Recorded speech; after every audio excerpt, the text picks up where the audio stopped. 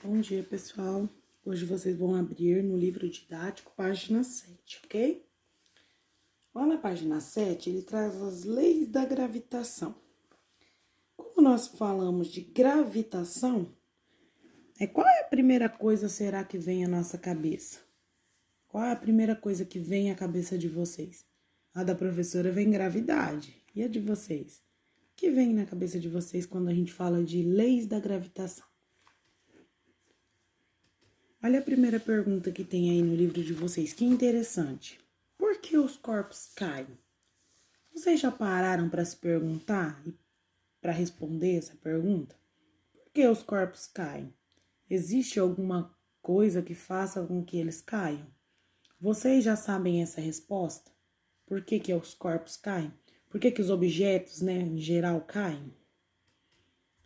As explicações que servem para os corpos na Terra também valem para os corpos no espaço?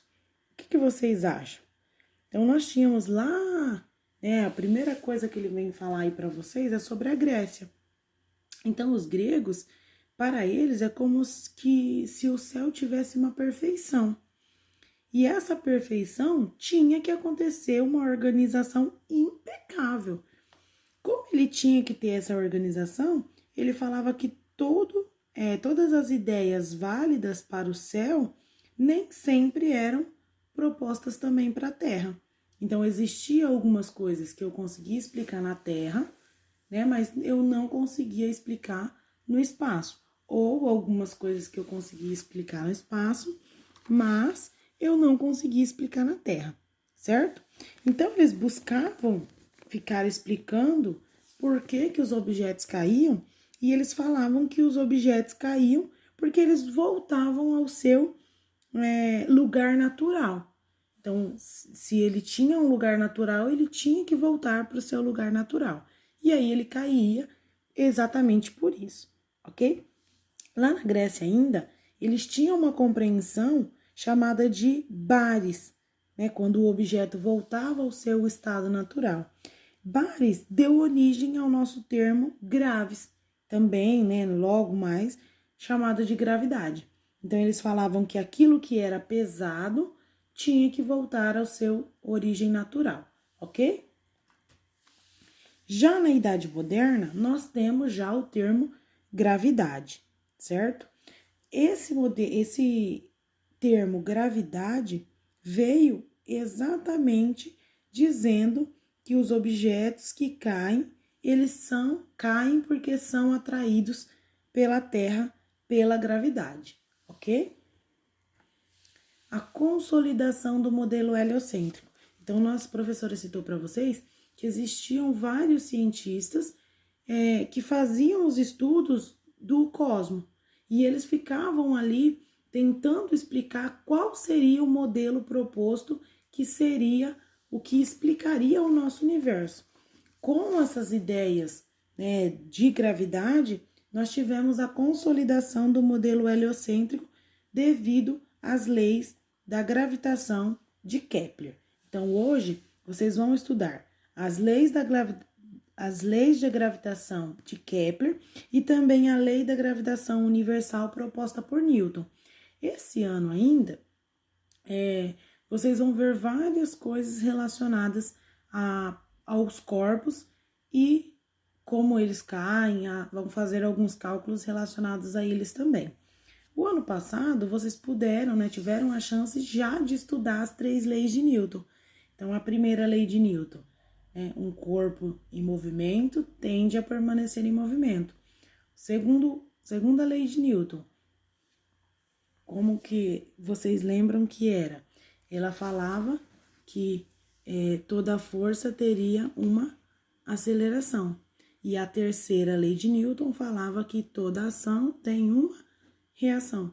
Então, ele falou ainda a lei da gravitação universal. Por isso, devido à lei da gravitação, que ele propôs as 3 leis que vocês estudaram o ano passado, ok?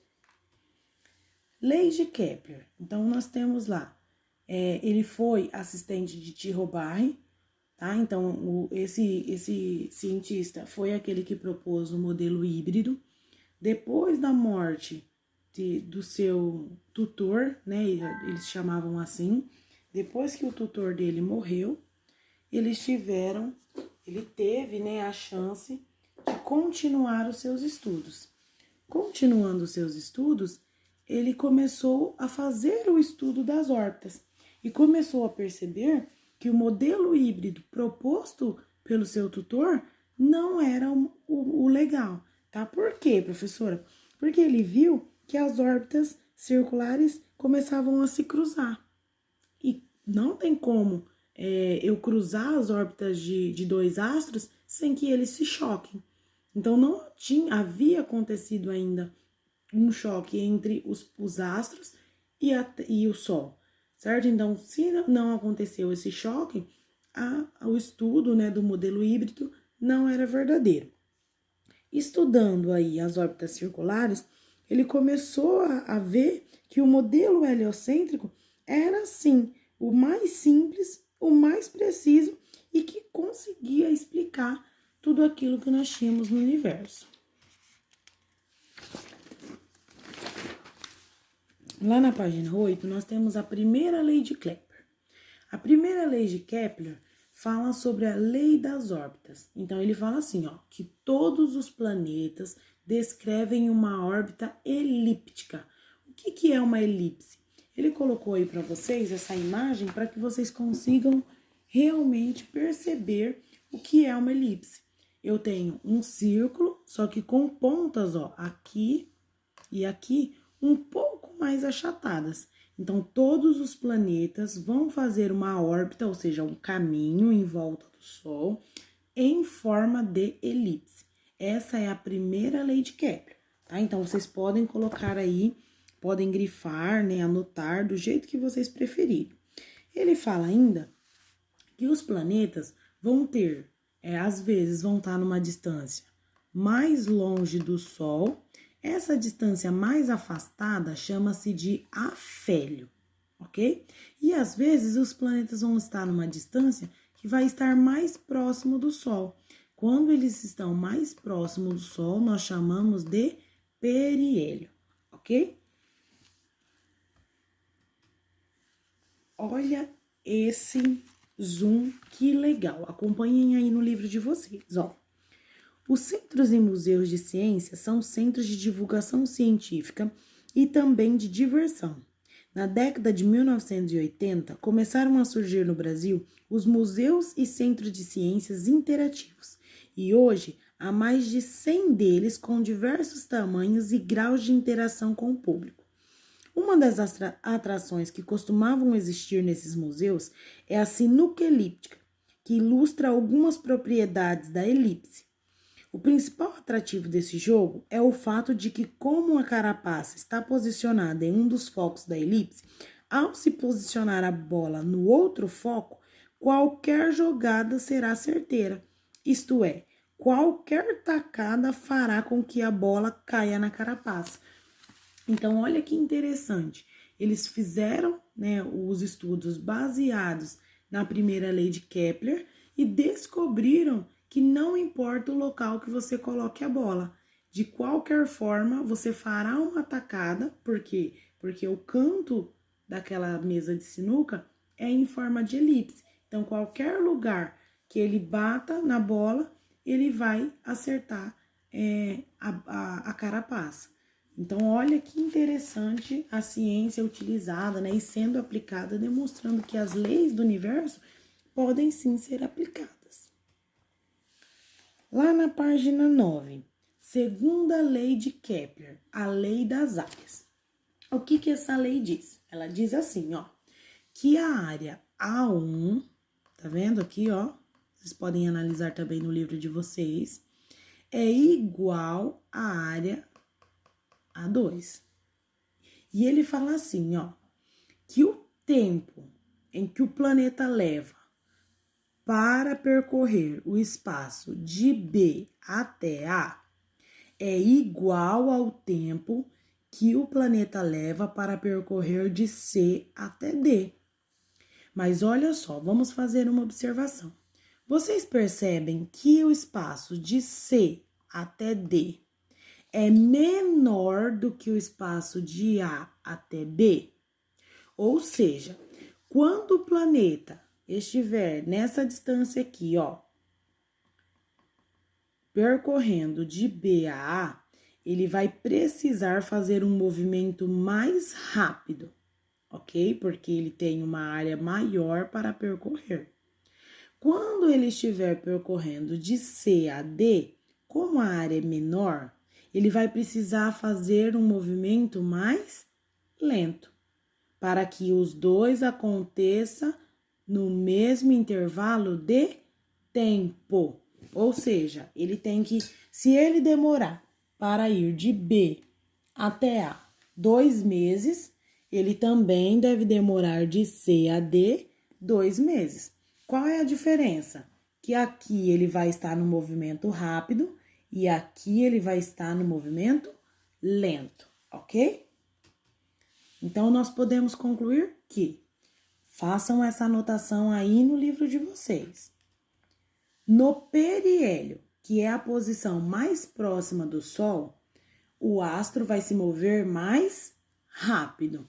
Já no afélio, que é a posição mais longe do Sol, o astro vai se mover mais devagar, ok? Terceira lei de Kepler, a lei dos períodos. A terceira lei de Kepler, ela é enunciada com o seguinte título. Vocês podem, já está grifado no livro de vocês em roxo. A razão entre o quadrado do período de translação de um planeta e o cubo do rádio médio de sua órbita é igual para todos os planetas do Sistema Solar. Meu Deus, professor, o que você quer dizer com isso?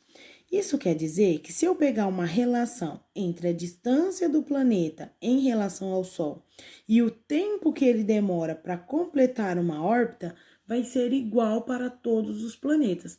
Então, ele afirmou que o modelo heliocêntrico realmente era verdadeiro porque todos os planetas conseguiam obedecer à mesma lei. Então, as 3 leis de Kepler, a primeira lei, lei das órbitas, ou seja, todo mundo faz uma órbita elíptica. Segunda lei, lei das áreas, ou seja, às vezes ele está mais perto do Sol, às vezes ele está mais longe do Sol, mas ele percorre esse caminho ao mesmo tempo, ou seja, o mesmo intervalo de tempo. E o terceiro, a razão do quadrado do período dividido, pelo cubo do raio médio é igual para todos eles. Como todos os planetas obedecem à mesma regra, eles obedecem ao modelo heliocêntrico. Ele acrescenta ainda aí no livro de vocês o raio médio da Terra, que é 1 AU. AU significa unidade astronômica. A unidade astronômica tem um valor de aproximadamente 150 milhões de quilômetros.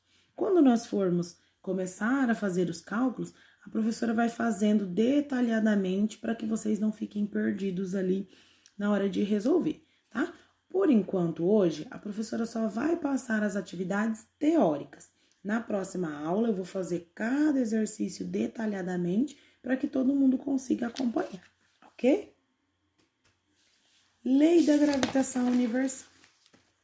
Olha na página 10. Você já ouviu falar sobre o mito de Newton e a queda da maçã, né? Então, de acordo com a história, Newton estava sentado embaixo de uma macieira, estudando. Ao observar a queda de uma maçã, olhou para cima e viu a lua. Nesse momento, ele teve um insight. O insight é quando ele tem uma situação repentina, uma compreensão, um pensamento repentino. E deduziu que a força responsável pela queda da maçã era a mesma que mantinha a Lua orbitando a Terra. Ah, certeza que vocês já devem ter escutado essa história. Mas trata-se de um dos mitos. No entanto, ilustra a ideia central do modelo da gravitação, tá? Então, o que ele faz? Ele faz os corpos caírem à Terra, é a mesma que mantém a Lua em órbita, mas não foi um insight, tá? Ele não do nada ele pensou. Ele fez os seus estudos para comprovar que essa lei realmente existe, tá? A verdadeira história de Isaac Newton. Bem, descobri a gravidade, mas de uma forma meio embaraçosa. Então ele mostra ali, né? O Newton caiu porque ele escorregou na casca de banana. Então colocou essa história para vocês como uma história de humor, né? Demonstrando Newton. O que a lei da gravitação afirma? Ela afirma que a força de atração entre dois corpos é maior quando forem suas massas. Então, quanto maior a massa, maior a força. E menor quanto maior for a separação entre eles. Então, quanto mais longe você estiver, menor será a atração. O melhor exemplo de compreender essa lei é a atração dos corpos com a Terra. Então, a Terra, ela tem uma grande quantidade de massa e atrai todos os objetos que entram na sua atmosfera. Ou seja, tem uma distância que faz com que os corpos sejam atraídos. Depois de sair da sua atmosfera, os corpos não são mais atraídos e aí ficam flutuando no espaço. Ok? Agora é a vez de vocês, é a sua vez. Vocês vão realizar as atividades do caderno de atividades, páginas 7 e 8, ok? Aguardo as fotos das resoluções, foto legível para que a professora consiga fazer as correções, tá bom? Beijos!